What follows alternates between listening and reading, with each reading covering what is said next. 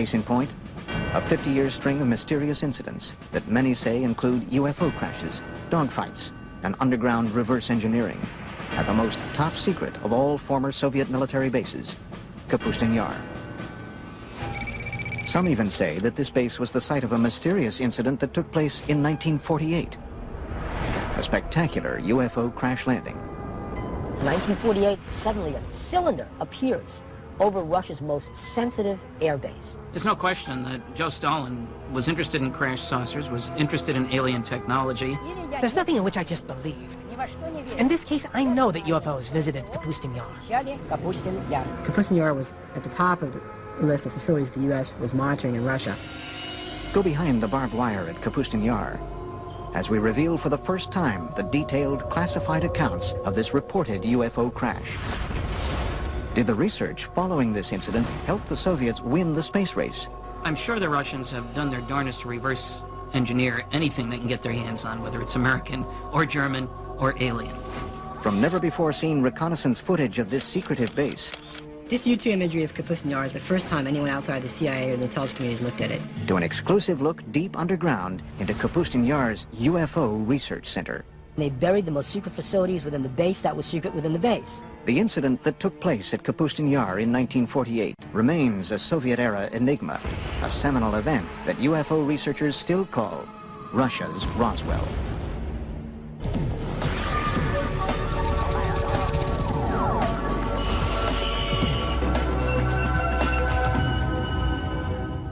This is Kapustin Yar, a top-secret military facility located 60 miles southeast of the former Stalingrad and 500 miles south of Moscow. Built under the personal direction of Joseph Stalin, it is Russia's oldest and largest military facility. Its activities over the past 60 years have fueled controversy over what really goes on behind these walls. Kapustin Yar, or Vladimirovka, as initially it was called. It was, and it still is the first Russian space range. I'm Vladimir Semenov, and I was with KGB for 26 years. Kapustin Yar, everything was top secret. It was nothing there not secret. I'm Sergei Khrushchev's son and former Prime Minister of Soviet Union, Nikita Khrushchev. Less than a year after the Roswell crash made headlines around the world, many believe that this Russian base may have experienced a landmark UFO encounter and crash of its own. June 19, 1948, early evening. According to reports, Kapustin Yar's air traffic controller sees a strange object appear on his radar screen. At the exact same moment, a MiG pilot about 10 kilometers downrange from the base sees a large, silver, cigar-shaped UFO directly in front of him. He radios back to the base that he's being blinded by a bright light. A Russian pilot encountered a UFO in 1948 and tried to attack it with extremely unfortunate results for both. The pilot was blinded by rays of light emanating from the UFO. It is believed that under direct orders from Soviet Air Force Commander-in-Chief Zyugarov, the pilot engaged the UFO for almost 3 minutes before launching a missile that was finally able to bring the object down. But unlike Roswell, this crash never made the papers. It's 1948, it's a secret airbase. Suddenly a cylinder appears over Russia's most sensitive airbase. They scramble the MiGs. It's a dogfight. Russian pilots are good. And imagine this plane getting right on top of that craft. The MiGs fire their rockets as the directed particle beam weapon explodes the MiG, and they both go down. Reports suggest that the blinded pilot, in his final attempt to regain control of his MiG, was hit by the object's weapons and perished along with his airplane. What did the aliens use? What were they firing? What they were probably using was a particle beam weapon. We know what the MiG used. It was the things that the Russians were using at the time. It was firing its guns, it was firing its rockets, and it was firing some very early version of a missile. Somehow, that MiG was able to break up the anti-gravity envelope that surrounded the craft. The cigar-shaped object couldn't stay aloft anymore and crashed. And the Russian retrieval teams, overjoyed that they have their first spacecraft, jump on this thing, and they take it underground to Zitka, and the Russian secret UFO program begins. I'm Bill Burns, publisher of UFO magazine. Let's face it, everybody wants to get his hand on a flying saucer. It's a wonderful weapons delivery and defense system. I'm Stanton Friedman. I'm a nuclear physicist, lecturer, ufologist. This 1948 crash is one of many strange events that has turned Kapustin Yar into an even more mystifying version of America's Roswell and Area 51. The Soviets had to get their hands on what we had. We had the Roswell crash. We really had a storehouse of technology that we developed in the early 1960s out of Roswell. The Russians didn't have that. Well, how do you get that technology? It doesn't just fall out of the sky. You go after it. And the Russians went after it by embarking on suicide missions. Anything they could do to get their MiG pilots to shoot down an extraterrestrial spacecraft was fair game. From the time it was constructed in the early 1940s, Kapustin Yar was cloaked in secrecy. It is a place where it is said the Soviet Union's top researchers, scientists, and military specialists were sent to develop highly classified Cold War technology and weaponry. Yeah, I know everything because I spent months and years in the Kapustin Yar working there, testing our cruise missiles that we designed for the Soviet submarine to sink American aircraft carriers. Kapustin Yar was on a very short list of facilities that the U.S. intelligence wanted to get imagery of. There's three things going on there. They're testing surface-to-air missiles, they're testing surface-to-surface ballistic missiles, and they're also testing air-launched missiles, cruise missiles. All three are going on at the same place, and so it's of high interest to U.S. intelligence. In fact, the building of the base was so secretive that when a small town nearby was deemed by the Soviet military to be too close for comfort, its residents were evacuated, and it was simply eliminated. The name of the town? Zitkur. Zitkur is a small town just a few miles downrange of the Kapustin Yar test complex, and basically probably what happened was the Russians decided that due to people seeing what was being tested, it would be better to just close that town off. Many researchers believe the name Zitkur was subsequently assigned to the highly classified subterranean UFO research center beneath Kapustin Yar. There is an idea that in Zitkur and Kapustin Yar there is a storage point for crashed UFOs and corpses of the visitors and members of their crew. Zitkur is analogous to what Area 51 is to Nellis Air Force Base and Groom Lake in Nevada. Different countries have various places where they take their UFO technology. And what they do with it is they try to break it down. They see what it is and how can we reverse engineer this. But long before the 1948 crash, the area around Kapustin Yar and the skies over Russia have been home to many other well-documented and eerie encounters with UFOs. Some date back to a time before what we know as Russia even existed. Russia is a huge land. UFOs have been sighted over its territories for, I would say, thousands of years. I am Paul Stonehill, co-author of UFO USSR. One, which is quite famous, was sighted back about 950 AC by an international traveler of the time, Ibn Fadlan. He and his co-travelers were able to see strange sightings in the sky that scared them immensely. But the local people would laugh at them and say, we see it quite often. Aerial battles, beings fighting each other, strange aircraft, something that's similar to a Star Wars battle scene from a modern movie. Amazing stuff. Legend has it that the spectacular aerial battles that played out in the skies gave the Arab warriors strength and courage to defeat their enemies during the next day's fight. In the 17th century, Russia experienced a rash of UFO sightings. These objects were described by many who witnessed them as comet-shaped balls of fire. The most famous one would be the Rob Ozero incident, when a very unusual, huge fiery disc arrived in the area of a northern Russian lake. One eyewitness submitted the following account. On this, the 15th day of August in the year 1663, a great crash sounded out from the heavens. Around the stroke of midday, there descended upon Robo Zero a great ball of fire from the clearest of skies. In front of the fire, there were two fiery beams. It went from south to the west and was about 500 meters away when it vanished. But once again it returned, staying over Robo Zero for 1 hour and a half, filling all those who saw it with a great dread. This documented account goes on to detail fishermen scalded by the burning lake, along with glowing fish that flung themselves onto the ground to escape the looming fireball.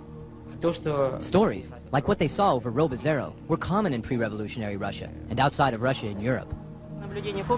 When we speak specifically of sightings on the territory of the Soviet Union, the percentages are very high, more than 50%, that these UFO sightings would be some sort of fiery, sphere-shaped UFO. Another extraordinary sighting took place over Moscow in 1892. An eyewitness report was later published in the March 17, 1892 edition of the Russian newspaper Svet. The pillar of light was pointed straight down to the Earth, forming a cone-shaped bundle of rays in the color of ordinary flames.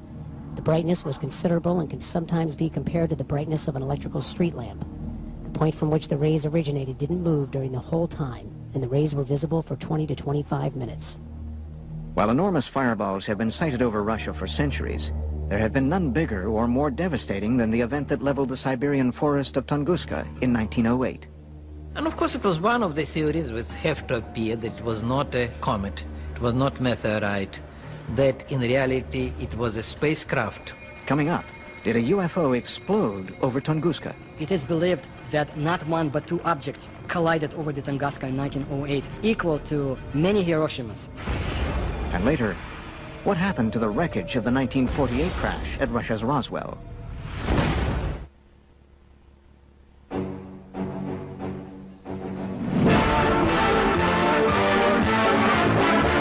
Hurtling through the solar system, a speck of cosmic dust strikes the Earth. Commonly, these meteors are vaporized by friction in the atmosphere. This is part of the story of one that wasn't. A meteor that landed in 1908 in Siberia with the destructive force of an atom bomb. June 30th, 1908, approximately 7 a.m. The tranquil forest of Tunguska, Siberia, was rocked by a deafening, earth-shattering explosion. The explosion packed the power of a 40-megaton hydrogen bomb. Large trees snapped like tiny twigs as the explosion decimated the dense forest. The effects of the blast were felt as far away as Western Europe and were at first believed to have been caused by a giant meteor smashing into Earth. My own personal conclusion is that that was Mother Nature, showing off, if you will, but that there was no intelligence behind what happened there. It wasn't a rocket, it wasn't a bomb sent to let us know that aliens are watching you Earthlings. Literally a catastrophe from outer space. Yet UFO researchers say if this devastating explosion was the result of a meteor, why were there no craters found in or around Tunguska?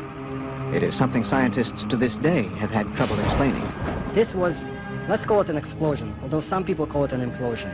Whole kilometers of the taiga forest were destroyed. The event itself caused changes in the magnetic field of our planet. The academic establishment is of the opinion that the Tunguska event was simply a meteor, but there are many facts that speak to the idea that it was, on the contrary, rational guided flight.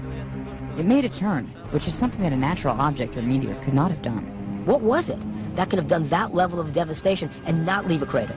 Modern-day UFO researchers were not the first to suspect that the Tunguska event was the work of something other than a meteor. Reports suggest that Stalin believed the Tunguska blast was the result of a UFO that had launched some sort of experimental weapon. Stalin was interested in the acquired information to determine whether UFOs presented an immediate threat to the Soviet security. That's why he used some of his top scientists to give him an assessment. Scientists like Korolev studied UFO materials. Sergei Korolev, one of the Soviet Union's most celebrated scientists, would go on to become the father of the Russian space program and the man responsible for Sputnik. Along with Stalin, he was determined to solve the mystery of Tunguska. These observations prompted him to finance an expedition to the place where the Tunguska event happened. Sergei Korolev used his own money to send an expedition to the Tunguska area in helicopters. Korolev never met with Stalin. There were some researchers who was looking to prove that Korolev really met with Stalin, but they didn't find any record. Stalin presumed it really could have been a spaceship. He wanted to find the fragments of that ship, put it back together, and recreate the object for military purposes. Initially, Korolev found that many of the physical scars left behind at Tunguska were still visible. But the most shocking discovery came in the form of radioactive metallic fragments found at the site. Debris uncharacteristic of any asteroid or meteor. If you go along the flight path of the Tunguska object and continue past the crash site, you reach an area that Russian ufologists call the Devil's Graveyard. It's a 300 square meter area where not a single plant grows and animals die. It also has a higher than normal radioactivity level. This is a result of what might possibly be a radioactive metallic fragment from the crash. The radiation levels were there. I mean, meteors don't come down with that level of radiation. So one of the stories is it was a mothership that detonated. It is believed that Korolev privately told Stalin that the incident at Tunguska had indeed been caused by a UFO, fragments of which were still scattered around the area. However, in his top-secret official report, Korolev is said to have told a much different story. The official party line, Tunguska, was the result of a giant meteor. The whole point was, if the information serves the bureaucracy, good. If it doesn't exist. So where were the radioactive fragments from Tunguska taken? Some believe the evidence was transported to Kapustin Yar's underground base, Zitkur. Different countries have various places where they take their UFO technology. Well, the Soviets basically had one at Zitkur, and it was where they could try to figure out what the technology is and how do we use it. And of course, the security around those bases is essentially shoot-to-kill security. Was Stalin's team of scientists inside the underground lab of Zitkur using UFO wreckage to advance their fledgling missile defense and space programs? They had a couple of people, men, at the top of their program who really pushed the space program. I'm Frank Kulik at Caltech. The head of the space program had direct connection to Stalin and later Khrushchev. In their quest to acquire UFO technology to beat the Americans in the space race, it has been reported that top Soviet military officials ordered MiG pilots to shoot down UFOs as far back as World War II, a time just before the Russian Roswell crash of 1948. So that gives you a two-pronged concern about UFOs. One, you want the new technology to top the other guy's flying technology. And two, we need to be on the alert for new stuff from them. So either way, you want your guys to shoot them down. As the word spread that UFO wreckage from Tunguska and the 1948 incident were being studied at Zitkur, Russia's Cold War enemies were becoming more and more intrigued by what might be going on above and below the top-secret military base. The CIA had agents in the Soviet Union back in 1950s who had reported on UFOs, and the CIA was very much interested in what was happening in the Soviet Union. Coming up, shocking, never-before-seen U-2 reconnaissance photos of Kapustin Yar. And later, an underground tour of Zitkur, revealing for the first time ever the base within the base at the center of Russia's Roswell. In the early stages of the Cold War, the Soviet military test site of Kapustin Yar became a hotbed of secret activity. Activity that involved advanced weapon, missile, and rocket tests. So after World War II and the development of the atomic bomb, they were not able to build small atomic weapons. So they had to build big rockets to carry them. Unlike the U.S., I mean, we still had fairly sizable rockets, but we could miniaturize things to a certain extent, much better than they could. So from the very beginning, they envisioned large rockets, and that really gave them a start on the space program as well. The Russians had one of the scariest pieces of paper I've seen at one of the 20 archives I've been to, said that the Russians have made more progress in the past 18 months in the development of nuclear weapons and methods for delivering them than had been anticipated for 5 years. That was in 1951. By the early 1950s, rumors of UFO activity and experiments at Kapustin Yar had indeed leaked beyond Soviet borders. Alarming news that some say may have prompted the U.S. to find out once and for all if the Soviets had gotten their hands on UFO technology. Kapustin Yar and Zitkur were at the top of our military watch in the same way that Area 51 and Wright-Patterson Air Force Base and Los Alamos were at the top of their military watch. Tim Brown is a senior analyst at globalsecurity.org. His specialty? Interpretation of top-secret satellite and spy imagery for both private and governmental agencies. Kapustin Yar was in the top 10% of facilities that the U.S. intelligence was monitoring in Russia, and that's evidenced by just the sheer volume of declassified documents that are available that show that there was a consistent, ongoing interest in what was going on at that facility. Not long after the United States had developed its most sophisticated spying machine to date, the U-2 spy plane, the first mission was to, where else? Kapustin Yar. This is probably the first time anyone outside of the CIA or the intelligence community has looked at this, the U-2 imagery of Kapustin Yar. These never-before-seen U-2 reconnaissance photos provide a detailed look into this covert military base.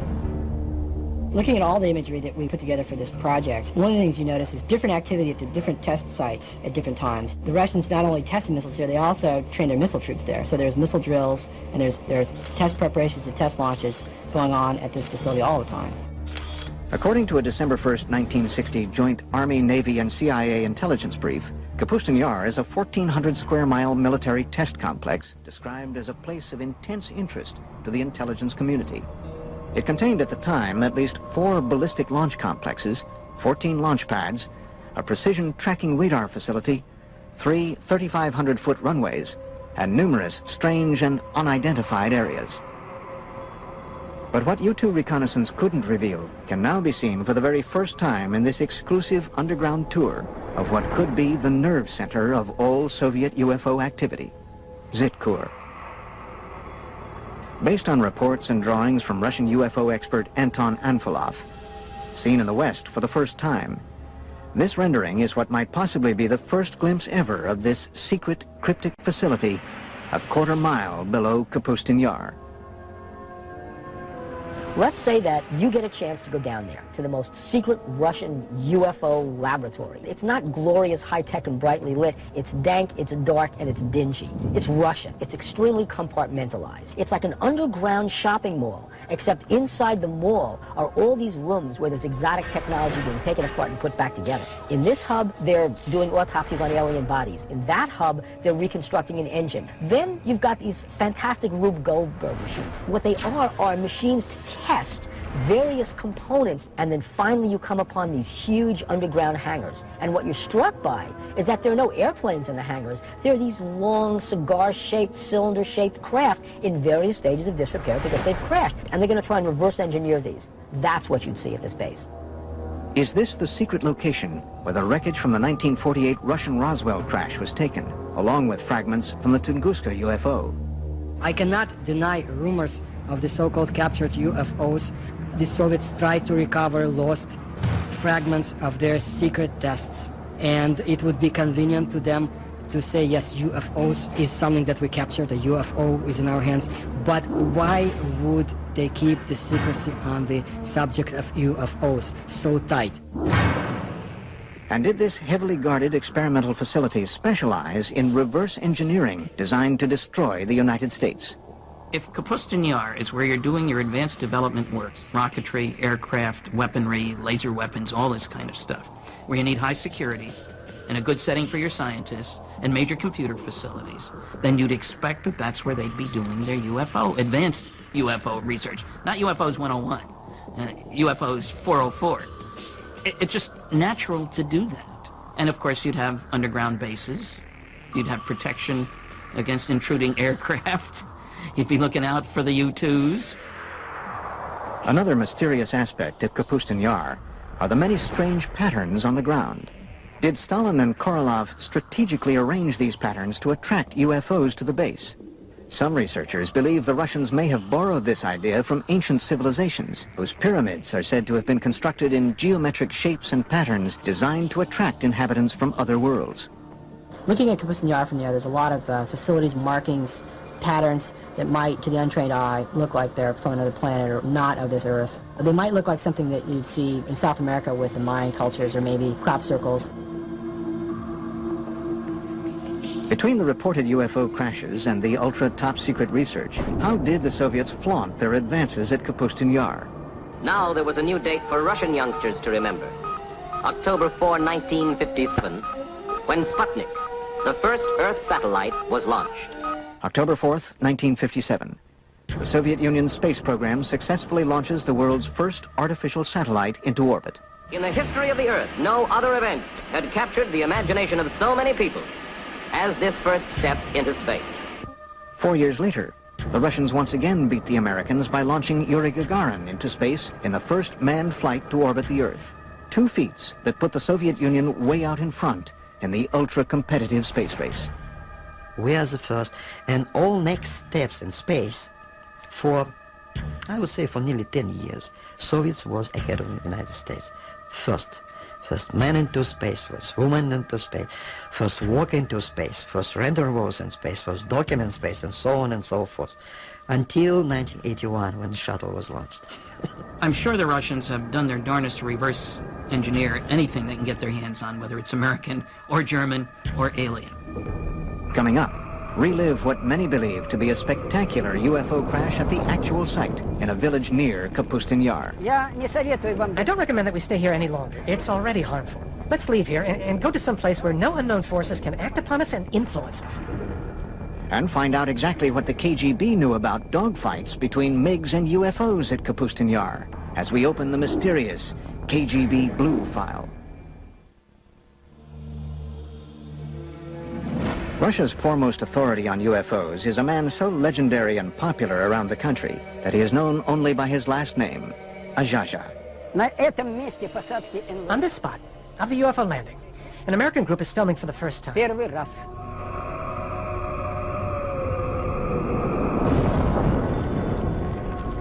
He was very popular at the peak of the UFO activity in the Soviet Union. It was late 60s, 70s. At that time it was not permitted, but not restricted to talk about this. Azhaja invited the History Channel on an exclusive tour of a reported UFO crash site not too far from the site of the Russian Roswell crash of 1948. For that, I have to stand there, on that particular corner. Using 2 copper rods, Azhaja begins the tour by testing the ambient energy that the crash site still emits today.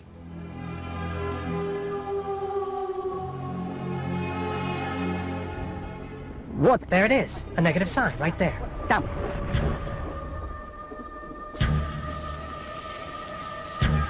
Вот туда. Down there, that way. So here, in this spot, occurred the crash landing of a flying saucer. First, I'm going to go directly across. Then I'll go perpendicularly. Then I'll go by the diagonals. Иду к центру. This is where the boundary begins. Вот он центр. All right, I'm going towards the center. В этом In центре the center, we see a lot of plant growth буйную and compact. и компактную. And what's most important is that here, Что рамки показывают положительный it shows a positive signal. сигнал. Идем дальше. Now we are going towards the border. Now they're showing neutral. Нейтральный. Вторая часть границы. And here, Отсюда here's the other part of the border. до туда. Right from here to over there. Now I'm going away from the center, toward the other side. Azhaja is walking the 100-foot by 20-foot outline of a cigar-shaped UFO that reportedly crash-landed here in 1961. Again, now we're going back. Положительный. It shows a powerfully strong signal. See how it's turning? It's powerfully Сильно positive. положительный. We're going back. Идем обратно. Negative. Отрицательный. Вот она, где граница. There it is, see? Here's where the border is. Раз точку. We got one point over there, another point over there.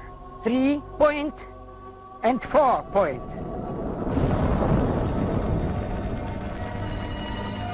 Animals avoid this place. They go around it. Cattle don't graze here. Yes, there is unknown energy, Энергия, которая which, as experience shows, affects people in a negative fashion. отрицательна. Изменяется пульс. Изменяется пульс. Your pulse changes. Возрастает The сердцебиение. heartbeat changes. You grow short of breath. You begin to sweat. Дольше оставаться, Okay, потому что это уже вредно. I don't recommend you stay here any longer because it's already harmful. Там, где на нас не влияют. Come on, let's leave here. For a normal place, where no unknown forces will influence us and act upon us. Azhaja's account of this UFO crash was supported by a resident of adjacent Shodnya village, who upon seeing Azhaja, told her account of seeing the crash out of her window, which overlooks the site from less than 200 yards away. Примерно в часа 4-5. Well, it was 4 or 5 in the evening. It was later in the day. And suddenly my mother screamed. She said, "Hey, look at that. There was some kind of ball, a sphere that flew by." And then she said, "Oh, it's probably a flying saucer." And it was a big, fiery red sphere that flew by. The sphere went over there, past the train tracks, and went down into the valley of the river Skunya, right down and over the river. Experts like Azhaja believe that UFO events like this crash, as well as the 1948 Russian Roswell crash, caused a Pandora's box to open over Kapustin Yar, leading to what some have called a war in the skies over Russia. Получали команду. Pilots would often receive orders from the ground to defend their airspace and shoot down UFOs. Other times, the UFOs would go on terrifying attacks. Атаку. What intrigues me about the Russians as much as anything is apparent dogfights between UFOs. And I've read several accounts of that, several of them having dogfights. Perhaps the most compelling evidence of encounters between Soviet MiGs and UFOs over Kapustin Yar comes firsthand from the most celebrated of all Soviet test pilots, Marina Popovich. A national hero, a cosmonaut, perhaps the Chuck Yeager of Russia. She says that she witnessed actual battles between Soviet pilots and UFOs. One incident in 1964 occurred during a Soviet Air Force training mission. Alexander Kopegin was the commander of a squadron and a pilot instructor in one of the flight schools. One day he was flying with a cadet and they were attacked by a UFO. They went into a spiral dive. While on another top-secret military expedition in February 1980, Colonel Popovich encountered multiple unidentified objects in the skies over Russia. I saw 3 fireballs, 3 amazing lights in the form of a triangle, and I observed them as they flew away. Another MiG test pilot, Colonel Vyatkin Lev Mikhailovich, agreed to tell his first-person account for our cameras for the very first time. August 7th, 1967, 6:30 in the evening. Colonel Mikhailovich reports that his MiG was momentarily captured in midair by a UFO. When I was making the aerial move to the left, suddenly from above I saw a light. This big disc began to slowly light up, and I just had time to quickly tilt the plane, but the wing hit the ray of light. The plane shook and the gauges and instruments began to move from right to left, right to left. It is as though the ray of light dissolved into shining little points of light. Imagine my surprise when my technician named Mikhail said, "Lev Mikhailovich, the wing of the airplane is glowing." As it turns out, for a whole week in the hangar, the left wing was glowing with a white light. They washed the wing with kerosene, and soon after that, the glowing ended. Fortunately, Colonel Mikhailovich's encounter with a UFO over the skies of Kapustin Yar in the 1960s did not end as dreadfully as the famous 1948 encounter in the same skies. No, I wasn't scared. I was just puzzled. I was particularly stunned that the ray of light turned out to be hard, because I felt the impact. As UFO reports continued to stream into the Soviet government from both civilians and military officials, the KGB was busy covering up the reports, silencing those who made them, and clamping down on the press. But all the while, the spy agency was creating an official report on UFO activity in the USSR called the KGB Blue File. Americans will never understand this, you know, because you have to be inside KGB to know the power KGB had. And during Stalin time, KGB was unbelievably powerful. Written and researched over the 20-year span between the mid-60s and the mid-80s, the KGB Blue File was one of the most extensive official explorations of UFOs ever commissioned by any governmental agency anywhere. The KGB Blue File is a 124-page collection of documents released in 1990. I believe this is not everything the KGB has had in their hands, and I'm not the only one. The Blue File compiled thousands of reports of UFO sightings, dogfights, and crashes, all of which were described in vivid detail. According to the Blue File, as recently as March 21st, 1990, the residents of a dozen Russian towns not too far from the gates of Kapustin Yar all witnessed the exact same UFO sighting between 10 and 11:30 p.m. The following is from the written account of a KGB internal affairs officer. After obtaining more exact information, it was established that a rather large number of residents in nearby cities became eyewitnesses of a UFO, and in several cases, 2 UFOs. One witness saw a ray of light emitted from the object that illuminated the Earth's surface. If there are so many rumors and talks about UFOs, sooner or later government will ask its intelligence. What's going on, guys? Explain us. And KGB had to create this file with all the publications abroad and some witnesses who saw or thought that they saw it.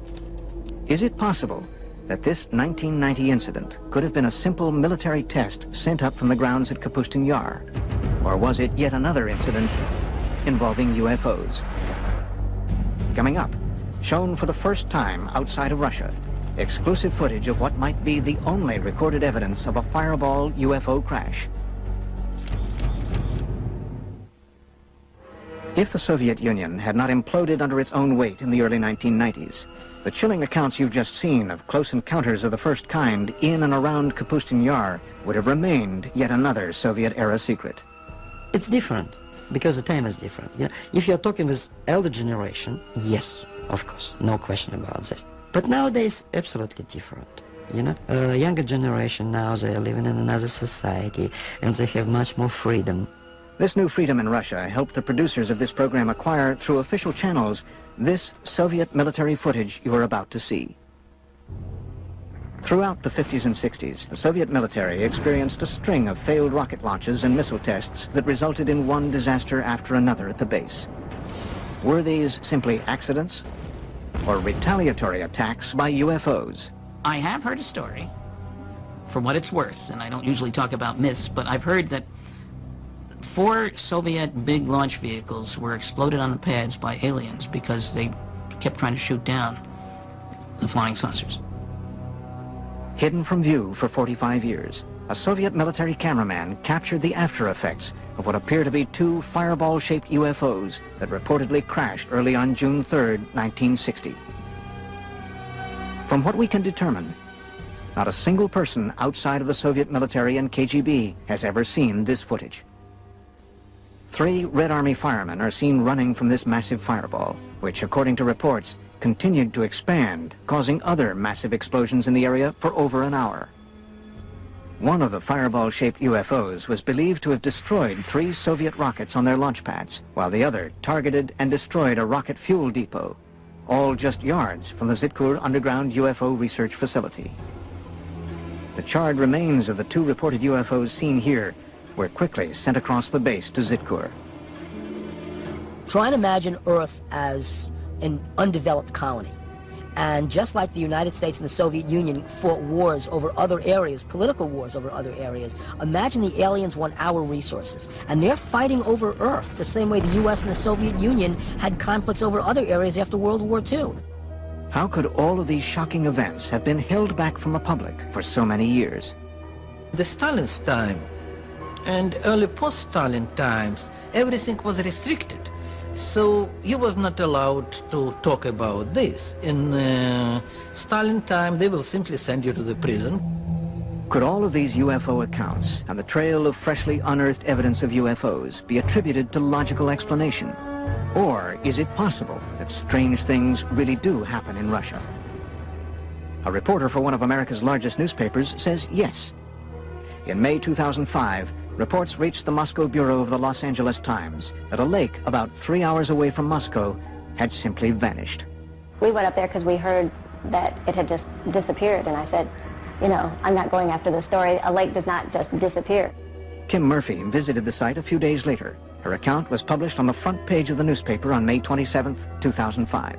We got up there and just found this huge hole in the ground. The only eyewitness, as far as we know, who actually saw what happened, described going down to the lake where he says there's this swirling of water that looks like water going down a toilet bowl, just, you know, in a raging circle, just tumultuous. And it's going and it's going and it's going, and pretty soon it's gone. From disappearing lakes to fireballs seen in the sky to reported attacks by cigar-shaped UFOs, Russia continues to be a land of incredible mystery. And as top-secret work continues to this day at Kapustin Yar and Zitkur, the base remains a potent lightning rod for UFO activity. According to one researcher, Kapustin Yar was the site of a crash in 1989. And even more recently, the debris of a 1997 crash in Poland was taken to Kapustin Yar for analysis.